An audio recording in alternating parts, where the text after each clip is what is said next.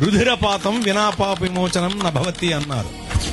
అనగా రక్తము చిందింపకుండా పాపక్షమాపణ కలుగదు అని అర్థం. ఏ రక్తం? గొర్రెల, కోడెల, కొంగల, కోళ్ల, కుక్కల, ఎడ్ల, మేకల రక్తమా? కాదు. ఆ రక్తం వల్ల పాపం పోదు. మరి ఏ రక్తం? నిర్దోషమైన, నిష్కలంకమైన, పరిశుద్ధమైన రక్తమై ఉండాలి.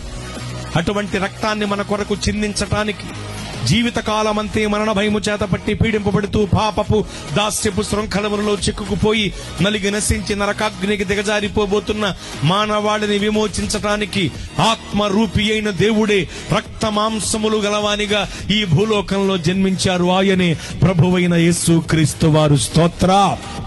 ఆయన ఈ భూలోకానికి వచ్చి లేత మొక్క వలె ఎదిగి తగిన సమయమందు తనను తాను అప్పగించుకుని నలగొట్టబడి శిలువమునకు దేగొట్టబడి రక్తమంతా కార్చి ప్రాణం పెట్టి మనకు గొప్ప రక్షణ భాగ్యం అనుగ్రహించారు. స్తోత్రం.